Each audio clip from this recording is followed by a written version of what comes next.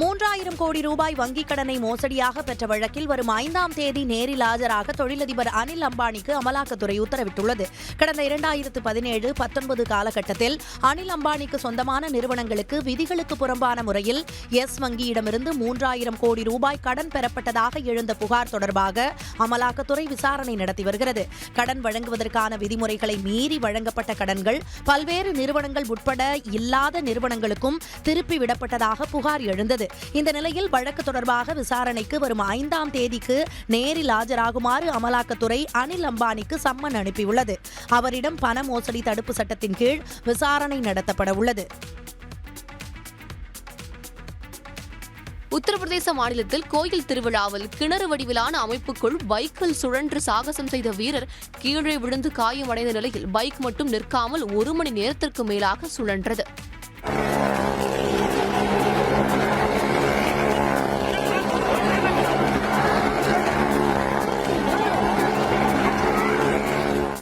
மகாராஜ்கஞ்சில் உள்ள பஞ்சமுகி சிவன் கோவிலில் சவான் திருவிழாவையொட்டி பொருட்காட்சி நடைபெற்றது.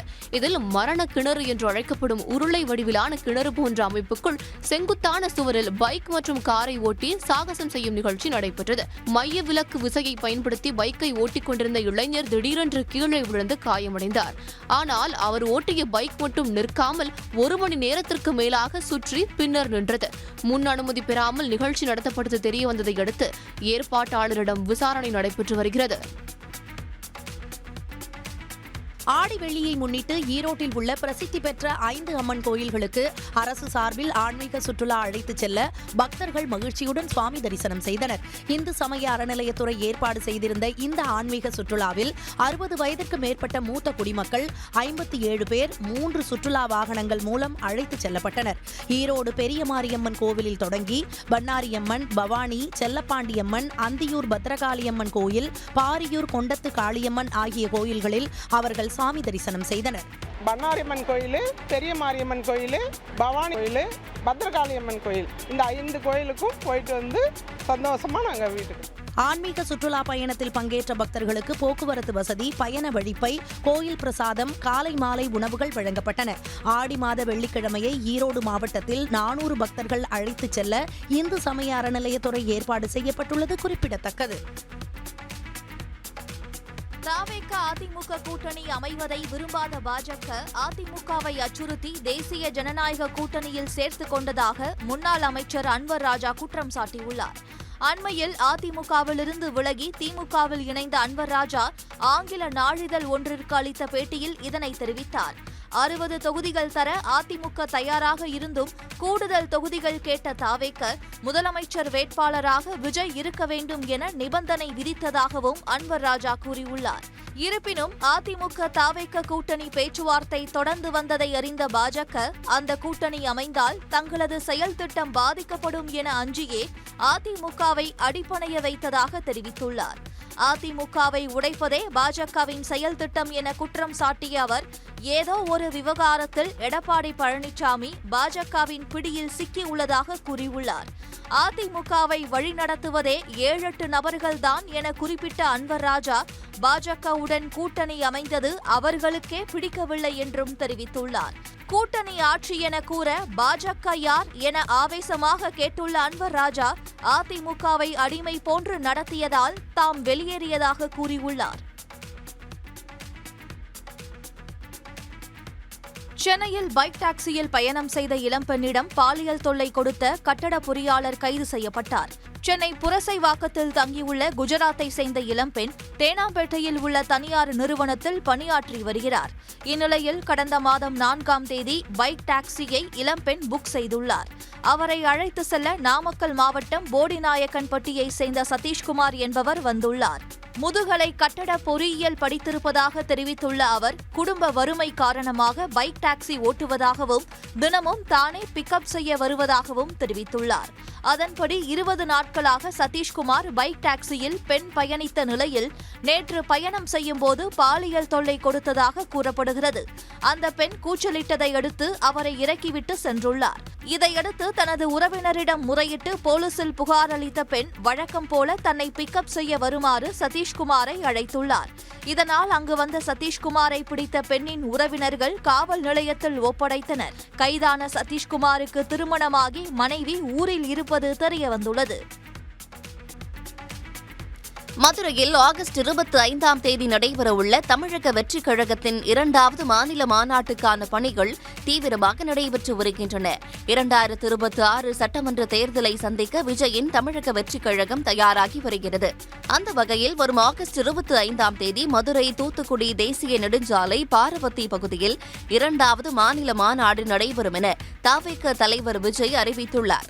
இதற்கு காவல்துறை பாதுகாப்பு மற்றும் அனுமதி வழங்கக் கோரி அக்கட்சியின் பொதுச் செயலாளர் ஆனந்த் மதுரை எஸ்பியை சந்தித்து மனு அளித்தார்.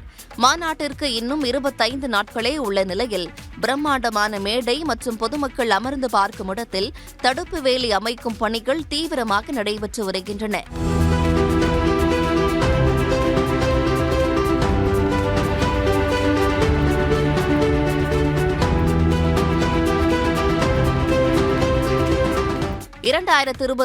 தேர்தல் நெருங்கி வரும் நிலையில் தவிக 2வது மாநில மாநாடு அரசியலில் முக்கியத்துவம் வாய்ந்ததாக பார்க்கப்படுகிறது. சென்னையில் வணிக சிலிண்டர் விலை $34.50 குறைந்துள்ளது. சர்வதேச சந்தையில் கச்சா எண்ணெயின் விலை மற்றும் அமெரிக்க டாலருக்கு நிகரான இந்திய ரூபாயின் மதிப்பு ஆகியவற்றை கணக்கில் கொண்டு எண்ணெய் நிறுவனங்கள் பெட்ரோல், டீசல் மற்றும் சமையல் எரிவாயு சிலிண்டர்களின் விலைகளை நிர்ணயித்து வருகின்றன. இதில் சமையல் எரிவாயு சிலிண்டர்களின் விலைகளை மாதத்தின் முதல் தேதியில் மாற்றியமைத்து வருகிறது. அந்த வகையில் இந்த மாதம் எண்ணெய் நிறுவனங்கள் வெளியிட்டுள்ள அறிவிப்பின்படி வணிக பயன்பாட்டிற்கான சிலிண்டரின் விலை சற்று குறைந்துள்ளது. வணிக பயன்பாட்டிற்கான 19 கிலோ எடை கொண்ட எல்பிஜி சிலிண்டரின் விலை நேற்று $1823 இருந்தது. இந்த நிலையில் இன்று $34.50 குறைந்து $1789 விற்பனை செய்யப்படுகிறது. 14 கிலோ எடை கொண்ட வீட்டு உபயோக சிலிண்டர் விலை எந்தவித மாற்றமும் இன்றி $868.50 விற்பனை செய்யப்படுகிறது. திருப்பதி ஏழுமலையான் கோயில் முன்பு ரீல்ஸ் எடுத்தால் கடும் நடவடிக்கை எடுக்கப்படும் என தேவஸ்தானம் எச்சரித்துள்ளது. திருப்பதி கோயிலில் ரீல்ஸ் எடுத்து சமூக வலைதளங்களில் பதிவேற்றுவது தொடர்ந்து அதிகரித்து வருகிறது. இந்நிலையில் தேவஸ்தானம் நிர்வாகம் வெளியிட்டுள்ள அறிக்கையில் ஆன்மீக இடத்தில் இதுபோன்ற ஆட்சேபனைக்குரிய மற்றும் அநாகரீகமான செயல்கள் கண்டனத்திற்குரியது என தெரிவிக்கப்பட்டுள்ளது. மேலும் இதுபோன்ற வீடியோக்களை படம் பிடிப்பவர்கள் மீது கடும் நடவடிக்கை எடுக்கப்படும் என்று தேவஸ்தான நிர்வாகம் எச்சரித்துள்ளது. இந்த எச்சரிக்கையை மீறுபவர்கள் மீது வழக்குகள் பதிவு செய்யப்பட்டு சட்ட நடவடிக்கை எடுக்கப்படும் என்று கூறியுள்ளது. திருமலையில் ஆபாசமான அநாகரீகமான வீடியோக்கள் மற்றும் ஆபாச செயல்களின் ரீல்ஸ்களை உருவாக்குவதை தவிர்க்க வேண்டும் என்று தேவஸ்தானம் அறிவுறுத்தியுள்ளது. பெங்களூரு சாலையில் அனுமதியின்றி வீடியோ பதிவு செய்ததாக ஜெர்மன் நாட்டைச் சேர்ந்த சமூக வலைதள பிரபலத்தை போலீசார் கைது செய்தனர். வித்தியாசமான சிலை அலங்காரம், நடன அசைவுகள் மூலம் மக்களை கவர்ந்து நோயல் ராபின்சன் உலகளவில் பிரபலமானவர். தற்போது இந்தியா வந்துள்ள அவர் பெங்களூருவில் பாரம்பரிய இந்திய உடையில் சாலையில் நின்று நடன வீடியோவை படமாக்கினார். இதனால் அங்கு அதிக அளவில் கூட்டம் கூடியதால் அங்கு சென்ற போலீசார் அனுமதியின்றி சாலையில் நடனமாடி வீடியோ பதிவு செய்ததாக கைது செய்தனர். பின்னர் நோயல் ராபின்சனுக்கு அபராதம் விதிக்கப்பட்டு போலீசார் விடுவித்ததாக கூறப்படுகிறது. இது தொடர்பாக வீடியோ புகைப்படத்தை பகிர்ந்த அவர், இதுபோன்ற ஒரு சிறிய அனுபவம் இந்தியா மீதான அன்பை பறிக்காது என்று குறிப்பிட்டுள்ளார். திருவள்ளூர் மாவட்டம் ஆரம்பாக்கம் சிறுமி பாலியல் வன்கொடுமை வழக்கில் அசாமைச் சேர்ந்த ராஜு விஸ்வகர்மாவை வரும் 8ஆம் தேதி வரை சிறையில் அடைக்க நீதிபதி உத்தரவிட்டுள்ளார்.